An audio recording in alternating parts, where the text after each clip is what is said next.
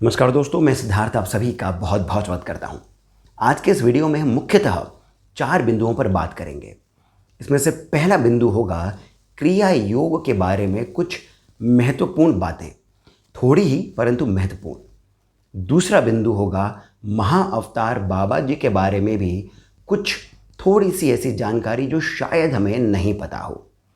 तीसरा बिंदु होगा एक बहुत ही इंटरेस्टिंग सा प्रसंग, और चौथे बिंदु में हम बात करेंगे क्रिया योग के एक आरंभिक सूत्र की जिसे आप अपने जीवन में उतार सकते हैं। तो इन चारों बिंदुओं पर हम चलें इससे पहले मैं आपसे अनुरोध करता हूं कि इस वीडियो को आप अभी से ही लाइक कर लीजिए और हमें सब्सक्राइब करना नहीं भूलें। क्रिया योग के बारे में कहा जाता है कि इसमें कई सारी योगिक प्रणालियों का समन्वय है। इसमें हठ योग है जिससे हम अपने शरीर को एक यंत्र की भांति बना सकते हैं। इसमें राजयोग भी है जिससे शरीर एक बार हमारा यंत्र की तरह बन गया तो हम मन को भी स्थिर कर सकते हैं। फिर इसमें लय योग भी है जिससे हम आत्मबोध कर सकते हैं। इसमें तंत्र और मंत्र के भी कई सारे सूत्र आते हैं।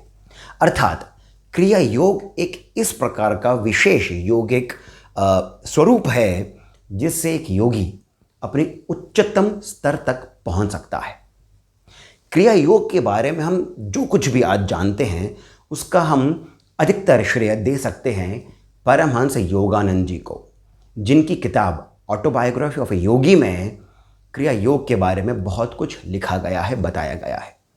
परंतु क्या इस योग के प्रथम प्रचारक परमहंस योगानंद जी ही थे? क्या वे ही थे जिन्होंने इसे प्रथम रूप में प्राप्त किया था? ऐसा नहीं है। उनके गुरु थे श्री युक्तेश्वर गिरी महाराज। इन्होंने ही परमहंस योगानंद जी को तैयार किया था क्रिया योग के साथ। परंतु युक्तेश्वर गिरी महाराज के भी एक गुरु थे और वे थे लहरी महाशय। इन्हें लहरी महाशय के रूप में भी हम जानते हैं। इनका नाम था श्यामा चरण लहरी। अब इस बात को हम यहीं पर ही विश्राम देते हैं और अब हम चलते हैं महाअवतार बाबा जी के पास। महाअवतार बाबा जी के बारे में कई सारी बातें कही जाती हैं। ऐसा माना जाता है कि इनका एक और नाम है शिव बाबा। इनका जन्म माना जाता है कि दक्षिण भारत में हुआ था, आज से करीब 1900-2000 वर्ष पूर्व। ऐसा भी कहा जाता है कि इन्हें सीधी दीक्षा दी थी अगस्त्य मुनि ने। जी हाँ, वही पौराणिक गुरु, वही पौराणिक मुनि जिनके बारे में अनेकों अनेक कथाएं हैं, जिनके बारे में भगवान शिव, भगवान विष्णु से भी जुड़ी हुई कई सारी कथाएं हमें पुराणों में मिल जाती हैं। तो अगस्त्य मुनि से क्रिया कुंडलिनी योग की दीक्षा महाअवतार बाबा जी ने ली। उसके बाद ऐसा कहा जाता है कि इन्होंने ही आदि शंकराचार्य जी के गुरु को भी इसी योग की दीक्षा दी थी। फिर माना जाता है कि महाअवतार बाबा जी ने ही कबीर दास जी को, जी हाँ, संत कबीर को इसी योग की पुनः दीक्षा दी थी। अर्थात समय समय पर महाअवतार बाबा जी ने कुछ विशिष्ट व्यक्तियों को इस क्रिया योग के बारे में ज्ञान दे करके इन्हें उच्चतम स्तर तक, योग के उच्चतम स्तर तक पहुंचाया था। क्रिया योग जो है इसमें आपको संन्यास लेने की आवश्यकता नहीं है। आप अपने दिनचर्या के जो भी आपके कार्य होते हैं उन्हें करते हुए भी आप एक परम साधक के रूप में अपने आप को तार सकते हैं। ऐसा भी माना जाता है कि महाअवतार बाबा जी शरीर में ही रहते हैं, अर्थात जो शरीर उन्हें प्राप्त हुआ था उसी में वे वास करते हैं। उन्होंने अपने शरीर को इस प्रकार के यंत्र में स्थापित कर लिया है कि ये जब चाहें प्रकट हो सकते हैं, जब चाहे अदृश्य हो सकते हैं, जहाँ चाहें वहाँ पर ये त्वरित रूप में प्रकट हो सकते हैं। यानी ये सूक्ष्म रूप में भी रह सकते हैं और स्थूल रूप में भी। इस प्रकार की सिद्धियाँ महाअवतार बाबा जी को प्राप्त हैं। अब हम अपने पहले की जो बात थी लहरी महाशय की और महाअवतार बाबा जी की, इन दोनों को जोड़ते हैं एक बहुत ही सुंदर से प्रसंग के साथ। लहरी महाशय पब्लिक वर्क्स डिपार्टमेंट में कार्यरत थे, विकलांग थे। वे मिलिट्री डिपार्टमेंट में काम करते थे। किसी कारणवश उनका तबादला हो गया रानीखेत। उनका परिवार रहता था काशी में, यानी उनकी पत्नी और उनके बच्चे रहते थे काशी में और वे चले गए थे रानीखेत। एक बार लहरी महाशय अपने ऑफिस के ही कार्य से द्रोणागिरी पर्वत पर चढ़ रहे थे। उनके साथ उनके ऑफिस के भी कुछ लोग थे जो आगे चल रहे थे। तभी उन्हें कहीं से एक आवाज़ सुनाई दी, श्यामाचरण, यानी कि किसी ने उनका नाम पुकारा। इस स्थान पर रानीखेत में वे अभी अभी आए थे। कोई भी ऐसा व्यक्ति नहीं था जो उन्हें इस पर्वत पर जानता हो। उन्होंने इधर उधर देखा, कोई नज़र नहीं आया। फिर उन्होंने ऊपर देखा तो पहाड़ी के कोने में एक युवक, नवयुवक खड़ा है, जिसके लंबे बाल हैं, काले घने लंबे बाल हैं चमकते हुए। उसके हाथ बहुत लंबे हैं, उसका शरीर गठीला है, मुख पर मुस्कान है और बहुत ही आकर्षित करने वाली एक आभा है। वो व्यक्ति कोई दिव्य योगी लग रहा था। श्यामाचरण लहरी वहीं खड़े रहे। तब इन योगी ने उन्हें कहा कि अपना कार्य करने के बाद में मेरी गुफा की ओर आना, यहीं पर ही पास मेरी गुफा है। जितनी देर में श्यामाचरण लहरी अपने साथियों को देखते, कुछ बातें समझ पाते कि ये व्यक्ति जो है ये मुझे कैसे जानता है, ये मुझे क्यों बुला रहा है, इतनी देर में वो जो योगी थे वे वहाँ से चले गए। श्यामाचरण लहरी अपने कार्य के लिए फिर से आगे बढ़े। फिर शाम के वक्त जब वे अपने कैंप में वापस आए तब वे सोचते रहे कि क्या मुझे वहाँ जाना चाहिए, वो योगी कौन है। तब इन्हें इस बात का एहसास हुआ कि ऋषिकेश से लेकर के कैलाश तक का जो स्थान है वहाँ पर कितने ही सिद्ध धाम हैं, अर्थात जैसे ज्ञानगंज है वैसे ही वहाँ पर कितने और अधिक सिद्ध धाम हैं। ये पूरी भूमि ही योग भूमि है। यहाँ के कितने ही संत ऐसे हैं जो कि सिद्ध हैं, तो हो ना हो वो व्यक्ति भी इन्हीं किसी सिद्धों में से एक होंगे। तो उन्होंने तय किया कि वे जाकर के मिलेंगे। शाम हो रही थी, सूरज ढल रहा था। वे फिर से चढ़े द्रोणागिरी पर्वत पे। थोड़ा आगे जाकर के उन्हें समझ में आया कि वे रास्ता भटक गए हैं। ऐसे में वे बैठ गए एक बड़े से पत्थर पे। सामने बहुत ही सुंदर दृश्य था। खाई थी, सूरज डूब रहा था, मनमोहक दृश्य था। थकान मिटाने के लिए वे थोड़ी देर वहाँ बैठे रहे। तभी पीछे से फिर से आवाज़ आई, श्यामाचरण इधर आओ।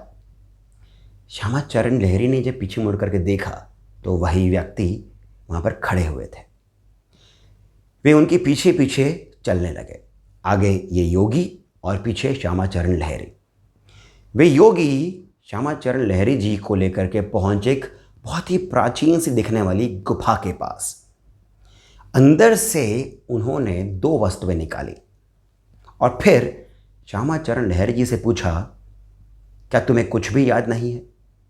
क्या तुम्हें मैं याद नहीं हूँ? क्या तुम्हें ये वस्तुएं ध्यान नहीं है? दोस्तों, वो जो दोनों वस्तुएं थीं उनमें से एक था एक कमंडल जो अति प्राचीन सा लग रहा था। दूसरा था मृग चर्म अर्थात हिरण की चमड़ी।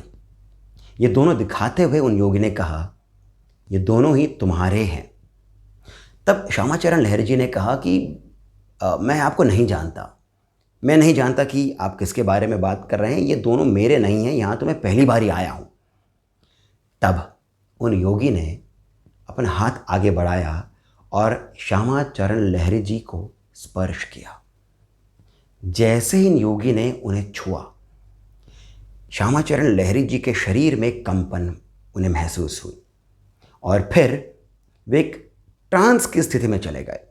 अर्थात वे इस संपूर्ण जगत से दूर होकर के उनका जो पूरा ध्यान था वो कहीं पर केंद्रित हुआ और उन्हें फ्लैश में कई सारी बातें दिखने लग गई। और तब उन्हें ये मालूम चला कि ये जो सामने योगी खड़े हैं ये इन्हीं के पूर्व जन्म के गुरु हैं। जब वे अपनी स्वाभाविक स्थिति में वापस आए तब इन योगी ने उन्हें बताया कि तुम इसी गुफा में बैठ करके योग साधना किया करते थे। ये दोनों वस्तुएं तुम्हारी ही हैं और समय होने पर तुमने अपने शरीर का त्याग कर दिया था। तुम फिर से मेरे ही कारण, यानी मेरे ही योग बल के कारण पुनः तुम जन्मे और तुम्हें मैं ही यहाँ पर लेकर के आया हूँ। तुम्हारी प्रतीक्षा मैं पिछले 40 वर्षों से यहीं पर ही रह करके कर रहा हूँ और अब तुम्हारा एक विशेष कार्य है और ये विशेष कार्य केवल तुम ही कर सकते हो। श्यामाचरण लहरी जी ने पूछा क्या? तब उन्होंने कहा पहली बात तो यह है कि तुम्हें यहाँ पर रह करके योग साधना सीखनी होगी। बाकी बात में तुम्हें जब तुम्हारी साधना पूर्ण हो जाएगी तब बताऊंगा। और इस तरह श्यामाचरण लहरी जी की योग साधना आरंभ हुई। वे दिन में जाते थे अपने ऑफिस के काम के लिए और फिर शाम को आकर के वे इन योगी के साथ बैठ करके योग साधना ग्रहण करते थे, योग साधना की शिक्षा प्राप्त करते थे। जब समय पूर्ण हुआ, ये बहुत महीनों तक चलता रहा। जब समय पूर्ण हुआ तब इन योगी ने उन्हें कहा कि अब तुम्हारी शिक्षा पूर्ण हुई है, तुम अब वापस लौट जाओ, अब तुम्हें काशी में जाकर के पुनः रहना होगा। श्यामाचरण लहरी जी का जो ये पूरा समय बीता था, इससे वे अपने गुरु को छोड़ना नहीं चाहते थे। उन्होंने कहा कि आप मुझे अपने साथ लेकर के चलिए, आप जहाँ भी रहेंगे, जैसे भी रहेंगे, मैं आपके साथ रह लूँगा, पर आप मुझे नहीं छोड़िए। तब इन गुरु ने उन्हें आदेश दिया, ये बताते हुए कि भारतीय पद्धति में कितने ही ऐसे ऋषि रहे हैं जो गृहस्थ आश्रम में रह करके भी योग की उच्चतम स्तर तक पहुँचे थे, योग की उच्चतम सीमा तक पहुँचे थे। परंतु ये जो पद्धति थी, ये जो प्रणाली थी, ये जो योग के जो गुप्त सूत्र थे, ये समय के साथ में लुप्त हो गए। परंतु अब ये तुम्हारा कार्य है श्यामाचरण कि तुम पुनः समाज में जाओ और गृहस्थ आश्रम में रहते हुए समाज को ये शिक्षा दो कि योग जो है उसके लिए आपको संन्यास की आवश्यकता नहीं है। आज के समाज को इस ज्ञान की बहुत आवश्यकता है। कितने ही लोग हैं जो जन्मों से तुम्हारा इंतज़ार कर रहे हैं, तुम्हारी प्रतीक्षा कर रहे हैं। ऐसा कह करके उन्होंने श्यामाचरण लहरी जी को विदा किया।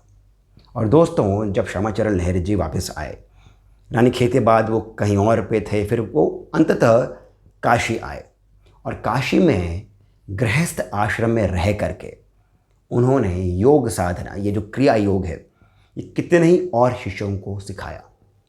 उन्हीं में से एक शिष्य थे युक्तेश्वर गिरी जी और उन्हीं के शिष्य थे परमहंस योगानंद जी।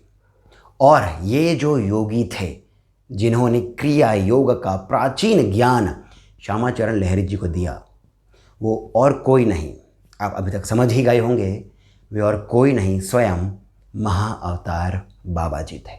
और दोस्तों, इतना ही नहीं, हमें जितना कुछ भी महाअवतार बाबा जी के बारे में या फिर क्रिया योग के बारे में परमहंस योगानंद जी की किताबों से मालूम चलता है, उससे कहीं अधिक श्री श्यामाचरण लहरी जी ने अपने ही हाथों से लिखी हुई 26 पांडुलिपियों में लिखा है, जहाँ पर उन्होंने अपने ही क्रिया योग के अनुभव लिखे हैं, महाअवतार बाबा जी के बारे में लिखा है।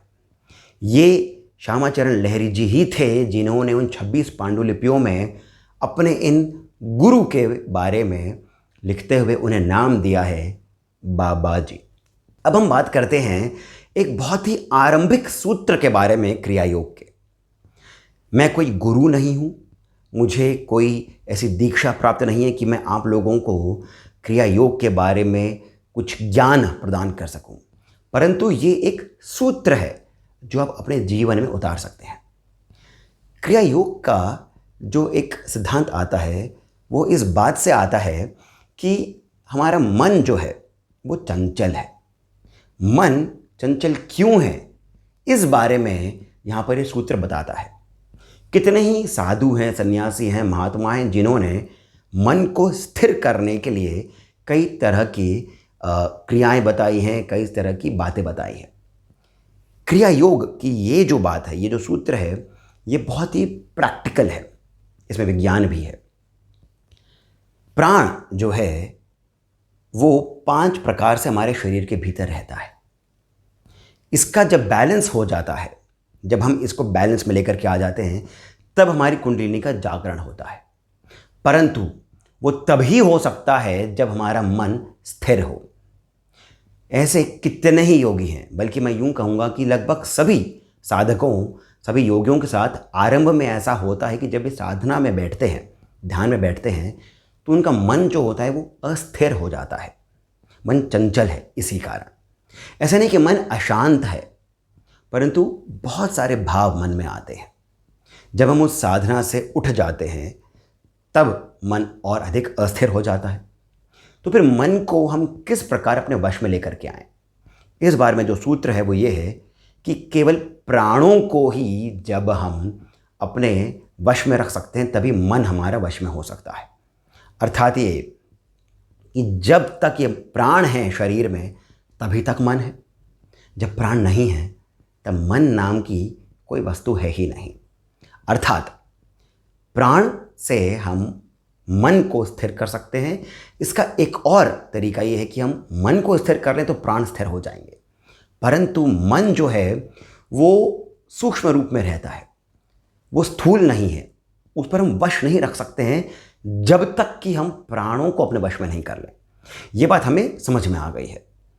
अब प्राणों को वश में रखने के लिए ही प्राणायाम एकमात्र ऐसी पद्धति है जिससे प्राण हमारे वश में आ सकते हैं।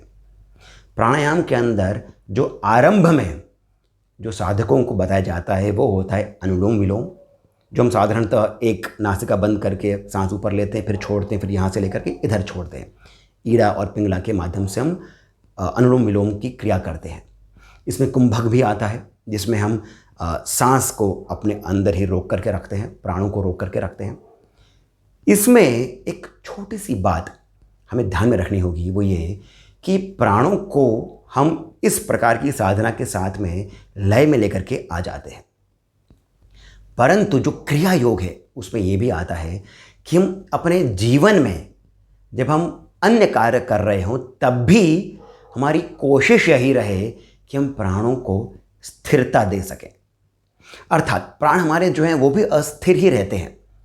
हम जब बात करते हैं तो हमारे बात करने का भी कोई लय नहीं है, कोई रिदम नहीं है, कभी तेज़ कभी धीरे। हम जब चलते हैं तो उसमें भी कोई लय नहीं है, कभी तेज़ कभी धीरे। हम आवेश में आ जाते हैं, कई बार हम उत्तेजित हो जाते हैं, हम दुखी हो जाते हैं। इन सभी भावों के साथ हमारा जो प्राण है इसका जो लय है वो अपने जो नॉर्मल ट्रैक होता है उससे हट जाता है। साधना में जब हम बैठते हैं तो हम इसे वापस ट्रैक पर लेकर के आ जाते हैं। परंतु एक ऐसी बात जो अपने जीवन में आप उतार सकते हैं वो ये कि जितना अधिक हो सके अपने भाव को आप स्थिरता दें। जब बात करें तो एक लय में करें, जब चलें एक लय में चलें, बैठें सोचें, खास करके जब आप सोचें तब एक लय में आप सोचें। इससे आपके प्राण जो हैं वो धीरे धीरे करके, इसमें बहुत समय लगेगा, परंतु वो धीरे धीरे करके एक लय में आ जाएंगे, ताकि जब आप साधना में बैठें तो वो जो लय आपको पकड़ना होता है ईड़ा पिंगला के माध्यम से वो आप शीघ्रता से पकड़ सकें, जिससे कि धीरे धीरे करके आपका मन भी स्थिर हो जाएगा। दोस्तों, आशा करता हूँ कि ये जो बातें मैंने आज आपको इस वीडियो में बताई हैं ये आपको सुंदर लगी होंगी। यदि ऐसा है तो कृपया करके इस वीडियो को आप लाइक अवश्य करें, सब्सक्राइब करना नहीं भूलें, कमेंट में जाकर के मुझे बताएं आपके क्या मत हैं, आपके क्या विचार हैं। साथ ही साथ कमेंट सेक्शन में जो पहला कमेंट पिंड है वहाँ से जीपे, पेटीएम इत्यादि के माध्यम से जितना हो सके 100, 200, 500 या फिर उससे भी अधिक जितना हो सके उतना आप हमें श्री सहयोग अवश्य प्रदान करें, बहुत प्रोत्साहन मिलता है। इसी के साथ मुझे यानी सिद्धार्थ को अब आप जाने की अनुमति दीजिए। जय श्री राम।